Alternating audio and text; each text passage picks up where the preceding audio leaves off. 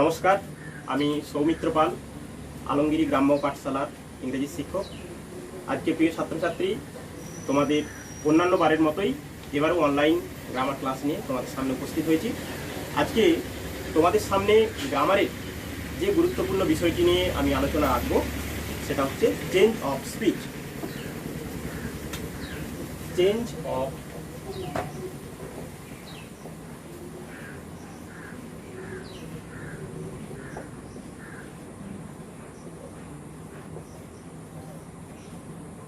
Change of speech. তোমরা জানো speech মানে হচ্ছে উক্তি বা বক্তব্য, তাই তো? তো স্পিচ যখন কোনো বক্তা তার বক্তব্য বা তার কথা প্রকাশ করছে তখন তার প্রকাশের একটা ভঙ্গিমা থাকে, ঠিক আছে? অর্থাৎ আমি বলতে চাইছি যে স্পিচকে দুভাবে উপস্থাপিত করা যায়, বা কোনো বক্তার বক্তব্যকে আমরা দুভাবে উপস্থাপিত করতে পারি। তো মানে যে দুভাগে আমরা উপস্থাপিত করতে পারি, প্রথমত হচ্ছে প্রত্যক্ষভাবে, আরেকটা হচ্ছে পরোক্ষভাবে। যেমন মনে করো, মা ছেলেকে জিজ্ঞাসা করছে যে তুমি কখন বিদ্যালয়ে যাবে। এটা হচ্ছে স্পিচের প্রত্যক্ষ দিক, মানে এটাকে আমরা বলবো প্রত্যক্ষ উক্তি, ইংরেজিতে বলবো ডাইরেক্ট স্পিচ। মা ছেলেকে জিজ্ঞাসা করছে তুমি কখন বিদ্যালয়ে যাবে। এই উক্তিটিকেই, অর্থাৎ এই উক্তির ভাব বা অর্থটাকে একই রেখে উক্তির গঠনটাকে আমরা পরিবর্তন করব। কিভাবে পরিবর্তন করব? না, প্রত্যক্ষ উক্তি থেকে আমরা পরোক্ষ উক্তিতে। অর্থাৎ বক্তার বক্তব্যকে বা বক্তার কথাকে আমরা হুবহু প্রকাশ না করে বা হুবহু উপস্থাপিত না করে যখন প্রতিবেদন আকারে আমরা বলবো, তখনই সেটা হবে পরোক্ষ উক্তি, ঠিক আছে? এই প্রত্যক্ষ উক্তি থেকে পরোক্ষ উক্তিতে উক্তির যে গঠনগত পরিবর্তন, একেই বলা হচ্ছে উক্তির পরিবর্তন বা ইংরেজিতে চেঞ্জ অফ স্পিচ, ঠিক আছে? এই স্পিচকে আমরা সাধারণত দুভাগে ভাগ করতে পারি। এক হচ্ছে প্রত্যক্ষ উক্তি এবং পরোক্ষ উক্তি। প্রত্যক্ষ উক্তিকে আমরা ইংরেজিতে বলছি ডাইরেক্ট স্পিচ, আর পরোক্ষ উক্তিকে ইংরেজিতে বলছি ইনডাইরেক্ট স্পিচ, ঠিক আছে? তো দেখো, আমরা এই স্পিচের প্রকারভেদ,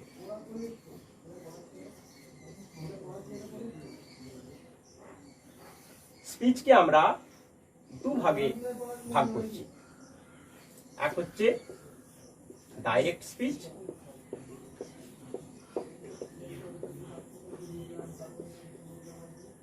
আরেকটা হচ্ছে ইনডাইরেক্ট স্পিচ। এই ডাইরেক্ট স্পিচ কাকে বলছে? না, বক্তা যখন তার নিজের কথাকে বা বক্তার নিজের কথাকে যখন হুবহু উপস্থাপিত করা হচ্ছে, ঠিক আছে, তখন সেটাকে আমরা বলছি ডাইরেক্ট স্পিচ। তাহলে ডাইরেক্ট স্পিচের ডেফিনেশনটা কি?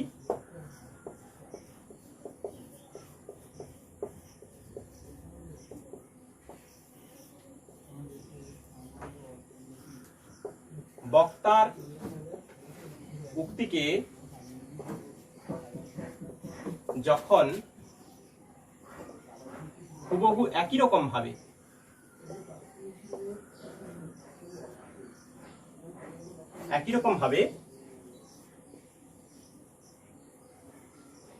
প্রকাশ করা হয় তাকে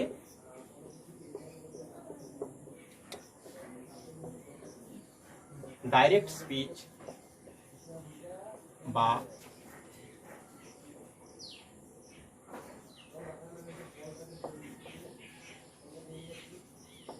প্রত্যক্ষ উক্তি বলে, ঠিক আছে? তাহলে বক্তার উক্তিকে হুবহু একই রকম ভাবে যখন প্রকাশ করা হয় তখন তাকে বলা হয় ডাইরেক্ট স্পিচ। যেমন মনে করো, আমরা একটা উদাহরণ দিলে পরিষ্কার হয়ে যাবে বিষয়টা। মাদার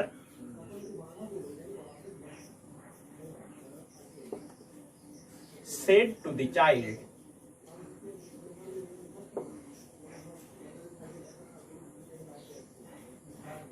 when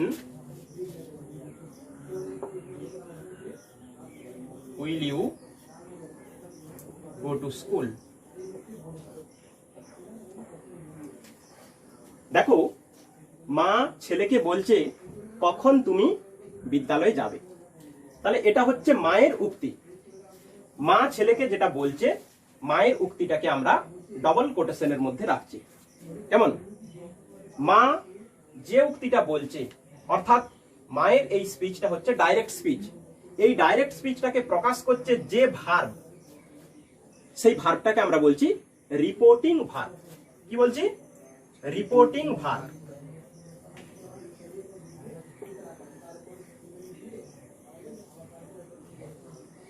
সংক্ষেপে আমরা আরভি বলতে পারি। তাহলে রিপোর্টিং ভার্ব কোনটা? না, বক্তা যখন তার উক্তিটি প্রকাশ করছে কারো সামনে অথবা কারো অনুপস্থিতিতে, সেই উক্তিটাকে আমরা বলছি রিপোর্টেড স্পিচ। কি বলছি? Reported speech. সংক্ষেপে এটাকেও আমরা আরএস বলতে পারি। তাহলে এটা হচ্ছে রিপোর্টিং ভার্ব আর এটা হচ্ছে রিপোর্টেড স্পিচ। ডাইরেক্ট স্পিচে রিপোর্টেড স্পিচটাকে সবসময় আমরা ডবল কোটেশনের মধ্যে রাখবো। ডবল কোটেশনের মধ্যে রাখবো। এই ডবল কোটেশনের মধ্যে যখন আমরা বক্তার স্পিচটাকে রাখবো, তখন ওই রিপোর্টেড স্পিচের ফার্স্ট ওয়ার্ডের ফার্স্ট লেটার সবসময় ক্যাপিটাল হরফে হবে। এটা সবসময় হবে ক্যাপিটাল হরফে। বোঝা গেছে? তো এই যে আমরা রিপোর্টিং ভার্ব এবং রিপোর্টেড স্পিচ সম্পর্কে আমরা এটা জানলাম। এরপরে আমরা আসবো ইনডাইরেক্ট স্পিচ। ইনডাইরেক্ট স্পিচ কাকে বলে? ইনডাইরেক্ট স্পিচ, যেটাকে আমরা বাংলায় বলছি পরোক্ষ উক্তি। অর্থাৎ পরোক্ষ উক্তি কাকে বলে? না, যখন আমরা বক্তার উক্তিকে হুবহু একই রকম ভাবে প্রকাশ না করে, উক্তির অর্থ একই রকম রেখে তার গঠন রীতিটা যখন আমরা বদলে দিচ্ছি, অর্থাৎ বক্তার হুবহু উক্তিটাকে আমরা যখন প্রতিবেদন আকারে প্রকাশ করছি, তখন তাকে বলা হচ্ছে পরোক্ষ উক্তি বা ইনডাইরেক্ট স্পিচ। বোঝা গেছে? তাহলে হুবহু উক্তিটাকে বলছি ডাইরেক্ট স্পিচ, আর হুবহু উক্তিটাকে যখন আমরা পরোক্ষে প্রকাশ করছি বা প্রতিবেদন আকারে প্রকাশ করছি, তখন তাকে বলা হচ্ছে ইনডাইরেক্ট স্পিচ। যেমন মনে করো, মা ছেলেটিকে বলল তুমি কখন বিদ্যালয়ে যাবে। এটা মায়ের উক্তি, এখানে হুবহু মায়ের উক্তি এবং সেটা কোটেশনের মধ্যে আছে। এটা ডাইরেক্ট স্পিচ।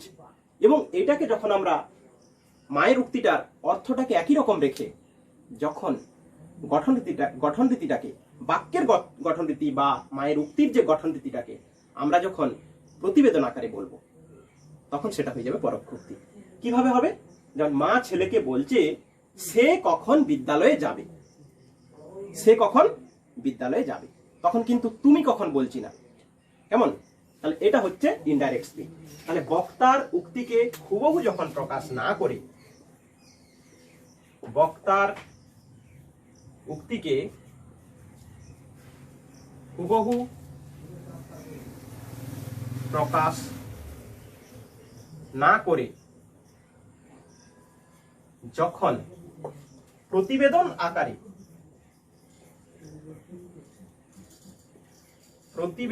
আকারে উপস্থাপিত করা হয় বা প্রকাশ করা হয়, প্রতিবেদন আকারে প্রকাশ করা হয়, তখন তাকে ইনডাইরেক্ট স্পিচ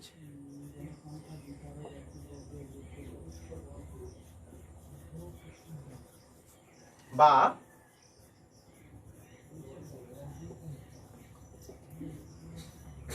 পরোক্ষ উক্তি বলে। ঠিক আছে? তাহলে এই যে আমরা ডাইরেক্ট স্পিচটা আগে করেছি, এই ডাইরেক্ট স্পিচটাকে যদি আমরা ইনডাইরেক্ট স্পিচ করি, কি বলবো? যে মা ছেলেটিকে জিজ্ঞাসা করলো কখন সে বিদ্যালয়ে যাবে। ঠিক আছে? তাহলে প্রত্যক্ষ উক্তি, মায়ের যে প্রত্যক্ষ উক্তিটাকে আমরা হুবহু প্রকাশ করলাম না, প্রতিবেদন আকারে প্রকাশ করলাম, পরোক্ষে প্রকাশ করলাম, সেটাই হচ্ছে পরোক্ষ উক্তি।